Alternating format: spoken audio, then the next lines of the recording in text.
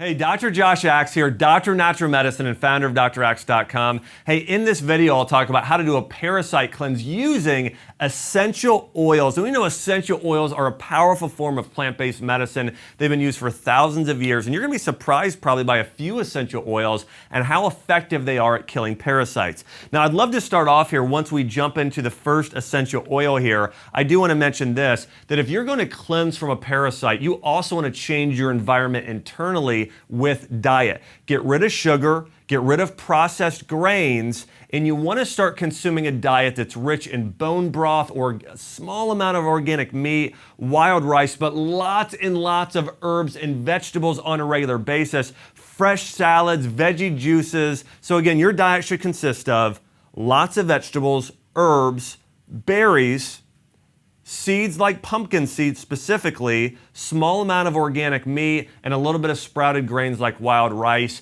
That should make up your diet while doing a parasite cleanse or drinking herbal tea, bone broth, and veggie juice while you're doing your parasite cleanse. But let's talk about the best essential oils. Number one is oil of oregano. Now, oil of oregano has been used for a really long time. It's known as nature's antibiotic, but not only is it antibacterial, it's also an anti-parasite. Now, oregano contains a really powerful compound called carvacol, and this compound has been shown in medical studies to sometimes be more powerful than prescription antibiotics with lesser side effects. So we know oil of oregano, really powerful benefits here. It fights intestinal worms and parasites. Now, I typically don't recommend you do these parasite essential oils for more than 10 days to 2 weeks in a row. So don't go more than 2 weeks, because over time they can cause some sensitivity in your gastric lining and harm your gastric lining if you take them too long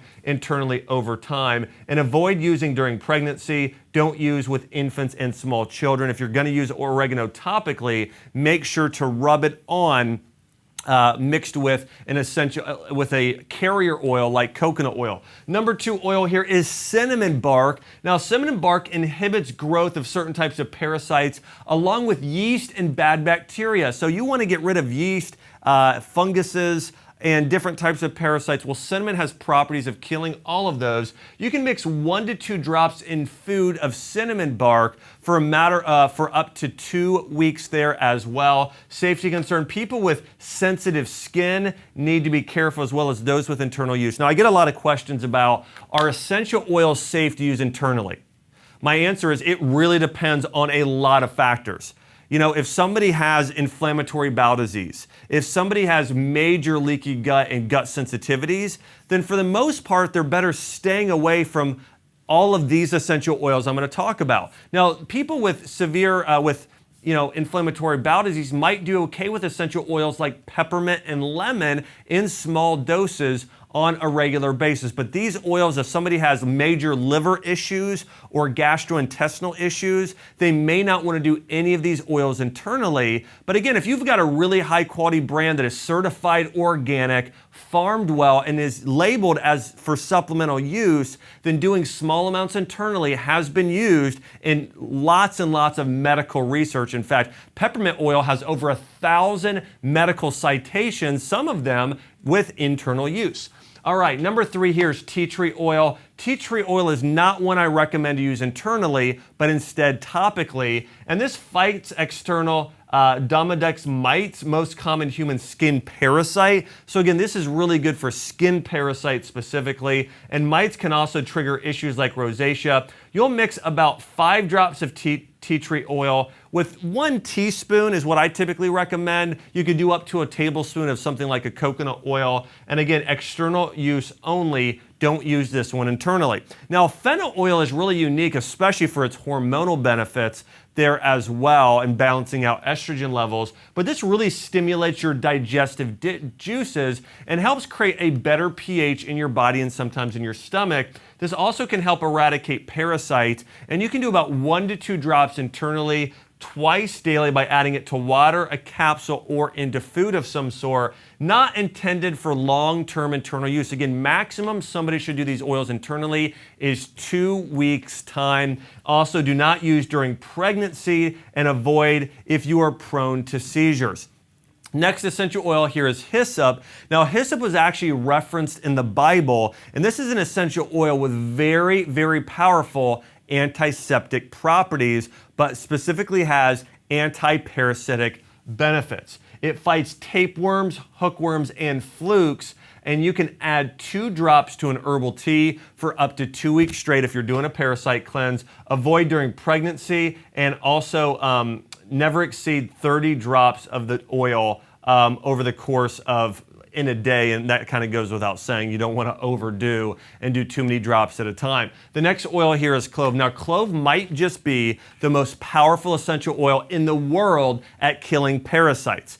Okay, so overall, this is the most powerful. Now, the reason is clove contains a compound called eugenol, and eugenol has very powerful benefits at killing any type of bad microbe or parasite. Clove oil or eugenol is also used as a numbing agent in dental practices today, used for teething, sometimes mixed with coconut oil with babies on the gums. You want to take 1 to 2 drops internally for up to 2 weeks, mix with a carrier oil in capsule or food or like a smoothie. Do not use more than 2 weeks internally again. And you want to take a probiotic with these. So listen, oils like clove and oregano, they're going to kill a lot of parasites and bad bacteria, but they're so powerful they can potentially, not saying all the time, but can potentially kill some good bacteria. So when you're doing this internally, you will also want to load up on probiotic supplements. You don't want to take the probiotic with the same time you're taking the essential oil. You want to take it a few hours apart though when you're doing this.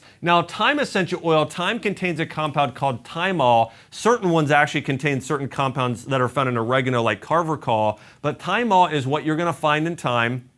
And this oil is really great because it actually has great benefits for also really supporting your kidney health and your adrenal glands, as does another oil called holy basil, which we don't have on this list but has similar benefits, kind of like a cross between thyme and clove. This battles bacteria and parasites. 1 drop internally with water. Again, avoid using when pregnant because of how it can change your hormones. Actually has some progesterone properties in thymol, which most people that aren't pregnant need.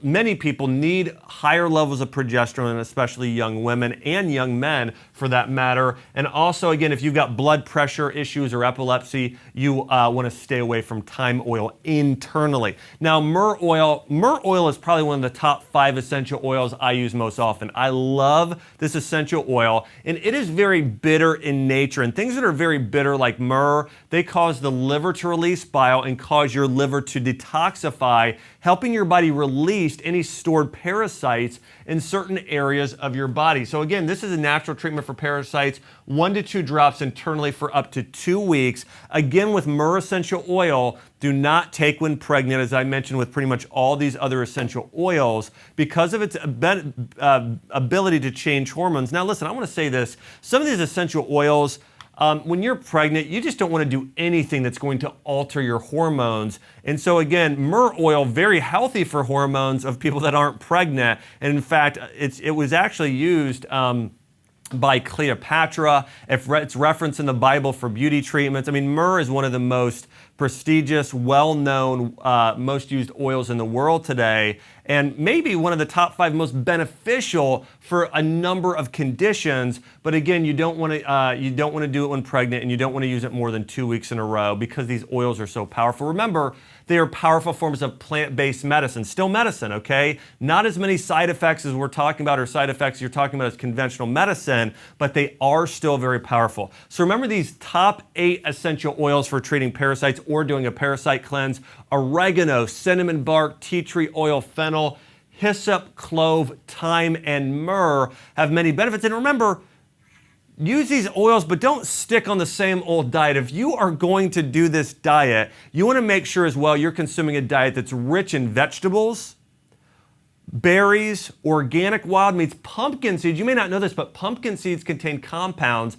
that kill off parasites, as does coconut oil. So doing some coconut oil as well could be good. So make sure your diet's really clean there as well while you're doing this. And hey, if you've enjoyed this live training video, make sure to subscribe here to my YouTube channel. I've got a lot more videos and trainings coming out on how to use essential oils, herbal extracts, and food as your natural form of medicine. Hey guys, I hope you've enjoyed this live training video on how to do a parasite cleanse.